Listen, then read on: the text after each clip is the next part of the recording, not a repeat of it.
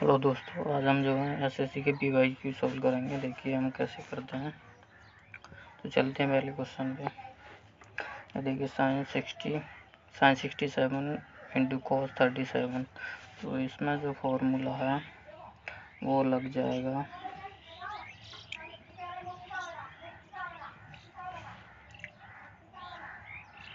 Sign 67 minus 37 upon कोच 13 plus के 13। तो ये हो जाएगा बराबर में साइन 30 और ये हो जाएगा कोस 30।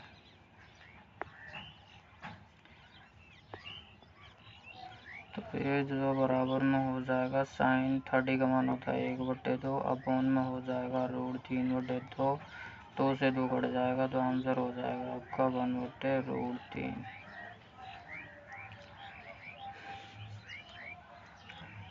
चलते हैं नेक्स्ट क्वेश्चन पर।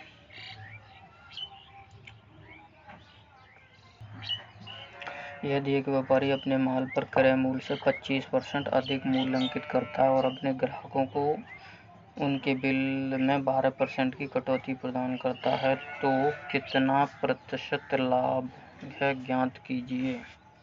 तो देखो सीपी हम मान लेते हैं इसका 100, तो और एमआरपी हो जाएगा हमारा 25% अधिक 125 और 12% की इस पर छूट दे देता है।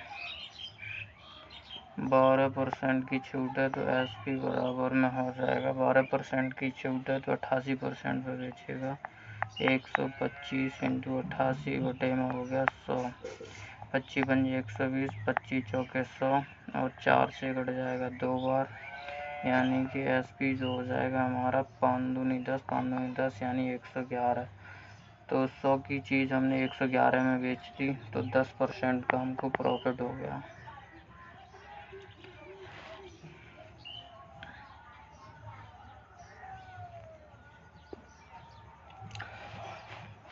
एक कस्बे की आबादी 5% की वार्षिक दर से बढ़ रही है। इस आधार पर यदि कस्बे की वर्तमान आबादी 16,000 है तो 2 वर्ष बाद उसकी आबादी क्या होगी। 2 वर्ष बाद उसकी आबादी क्या होगी। वर्तमान आबादी है उसकी 16,000 इंटू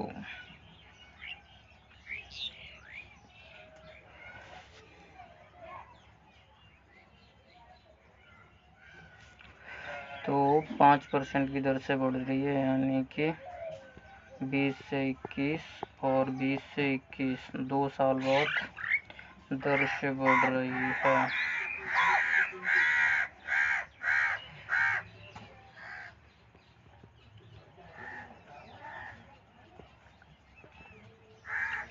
इक्कीस से 20 और 21 से 20 तो 1 से 1 गया और 4 से ये चला जाएगा आपका जी 4 चौके 16 4, यानी कि ये हो जाएगा 40 इंटू में 441। तो बराबर हो जाएगा 0।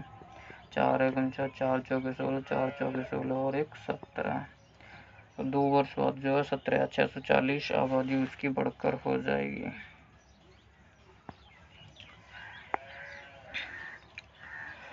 18, 36 और 52 का चतुर्थ अनुपात ज्ञात कीजिए। तो इसको देखो चतुर्थ अनुपात हमको ज्ञात करना है तो 18/36 बराबर में 52 अपॉन में ये ज्ञात करना है तो इसको x मान लेते हैं। तो 18 दूनी 36 तो x बराबर हो जाएगा 52 इंटू 2 बराबर में 4, 5 दूनी 10, 104 हो जाएगा इसका चतुर्थ अनुपाती। नेक्स्ट क्वेश्चन देखिए। एक दुकानदार एक वस्तु के अंकित मूल्य पर 10% की छूट देने के बाद भी 12.5% का लाभ प्राप्त करता है। यदि वस्तु को बिना किसी छूट के अंकित मूल्य पर बेचा जाए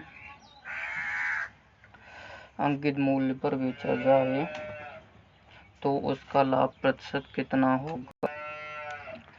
तो देखिए अंकित मूल्य हमारा हो जाएगा यहाँ पर 100 और इस पर 10% की छूट है, 10% की छूट दे देगा तो SP हमारा हो जाएगा 90। अब 90 पे वो 12% का लाभ कमाता है, 90 पे 12% का लाभ कमाता है तो CP बराबर हो जाएगा 90 इंटू 12 का मान होता है 1/8, यानी कि 8 की हमें वैल्यू ज्ञात करनी है और 9 यानी 10, तो CP हो गया हमारा 80, CP हो गया 80। अब वो कह रहा है यदि वस्तु को बिना किसी छूट के, अगर यहाँ पे बिना किसी छूट के बेचेगा तो SP हो जाएगा हमारा 100। तो लाभ हमारा हो गया जी 20%, 20 का लाभ हो गया अपॉन में 80 पे 20 का हमें लाभ हो रहा है, 20 का लाभ हो जाता है 80 पे इंटू में 100, तो 20 चौके 80 यानी कि 25% का जो है प्रॉफिट है हमको, 25% का प्रॉफिट है।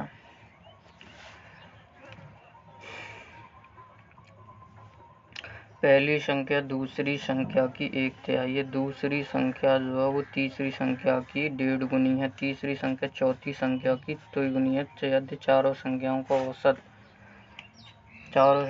औसत 10 है तो सबसे बड़ी संख्या क्या होगी? चौथी संख्या की 3 गुनी है तीसरी संख्या, तो हम चौथी को मान लेते हैं, यानी 4 नंबर की जो संख्या है उसको हम जो है आईवी जो संख्या है उसको हम मान लेते हैं जी, ये हो गई हमारी एक हो गई, और हमारी जो तीसरी जो संख्या है वो इसकी 3 गुनी है, तो यानी 3 हो जाएगी, 3 हो जाएगी। अब ये कह रहा है कि दूसरी संख्या जो है वो तीसरी की 1.5 गुनी है, यानी कि जो दूसरी जो संख्या है हमारी वो हो जाएगी 1.5 इंटू में 3 यानी 4.5 हो जाएगी।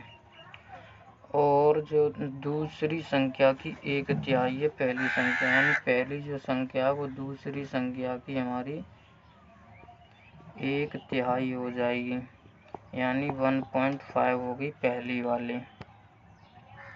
1.5 हो जाएगी पहली वाली। तो पहली संख्या होगी 1.5x। तो यदि तीनों संख्याओं का औसत जो है, यदि हम इन सभी संख्याओं का औसत निकालेंगे तो देखिए, तो औसत अगर हम यहाँ से निकालेंगे, औसत हमको दिया हुआ 10 और यहाँ पर हो जाएगा 1.5 प्लस, और रेशियो से अलग हम कर लेते हैं तो यहाँ पे x लगा लेते हैं, प्लस 4.5x प्लस, और अगली जो संख्या थी वो है हमारी प्लस के 3x और प्लस के x बटे में हो जाएगा हमारा 4, तो ये हो जाएगा हमारा 40 बराबर में हो जाएगा एक कितना 5 और एक 6 हो जाएगा, ये 6 हो जाएगा, 6 और 3 9 और एक 10x, तो x की जो वैल्यू है वो हमारी 4 आ गई। तो अब वो क्वेश्चन में क्या कह रहा था, कह रहा था कि तो सबसे बड़ी संख्या ज्ञात कीजिए। सबसे बड़ी संख्या हमारी दूसरी, सबसे बड़ी जो संख्या है वो है हमारी दूसरी, तो सबसे बड़ी हो जाएगी सेकंड नंबर की, यानी 4.5x। तो इसमें 4.5 इंटू में 4 कर देंगे तो ये हो जाएगा 0, 16 और 2 18, यानी 18 हमारा जो है आंसर आ जाएगा। 18 नंबर की संख्या हो जाएगी सबसे बड़ी। ठीक, और जो है हम अगले पे चलते हैं। ए एक काम को 12 दिनों में पूरा कर सकता है और बी उसी काम को 18 दिनों में पूरा कर सकता है। अभी एक साथ काम करना शुरू करते हैं, लेकिन एक काम केवल 2 दिनों के लिए काम करता है, शेष काम बी द्वारा पूरा किया जाता है। यदि पूरे काम के लिए वेतन 2400 रुपये है तो बी का हिस्सा कितना होगा? तो ए करता है 12 में, बी करता है जी 18 में। तो 36 LCM, 12 36 यानी 18 दूनी 36। ठीक,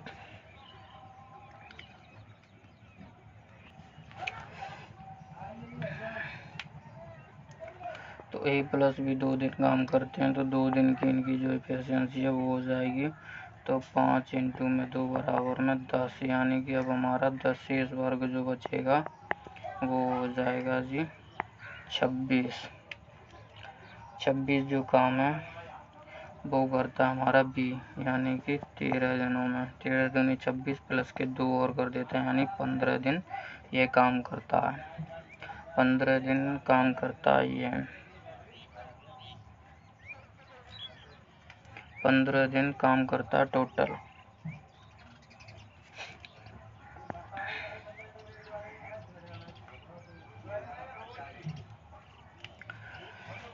नेक्स्ट क्वेश्चन, एक कार 60 किलोमीटर की गति से चलते हुए निश्चित दूरी को तय करती है और 40 किलोमीटर की गति से प्रारंभिक बिंदु पर वापस लौटती है, तो पूरी यात्रा के लिए उसकी औसत चाल क्या होगी? तो इसकी औसत चाल एवरेज स्पीड के लिए 2 इंटू 60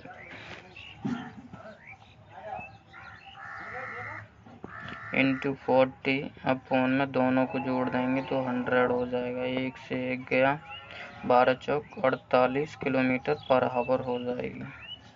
48 किलोमीटर पर हावर। नेक्स्ट क्वेश्चन, 1 dB के मूल्य में 20% की कमी की गई, यानी प्राइस में जो है 5 से हमारा 4 हो गया की गई। मूल्य को प्राप्त करने के लिए नए मूल्य में कितनी वृद्धि करनी की चाहिए? यानी हमारी जो है ये हमारे हो जाएगी 4 से 5, यानी 4 से 5 यानी कि 1 की वृद्धि हमको करनी पड़ेगी 4 पे इंटू में 100, तो ये हो जाएगा जी 25%। 25%। एक वस्तु के अंकित मूल्य पर 20% की छूट दी जाती है और फिर उसको 1300 में बेचा जाता है, तो वस्तु का अंकित मूल्य क्या होगा? मान लो कि अंकित मूल्य जो है हमारा MRP जो है वो हो जाएगा हमारा 100। इस पे हमने 20% की छूट दी तो 80%, और 80% का जो मान है वो है हमारा 1380 अपॉन में 80, और 100% की हमको वैल्यू निकालनी है। तो 1 से 2 गया, 4 दूनी 8 और 4 से जाएगा 25 बार, 6 दूनी 12 और 9 दूनी 18, तो 69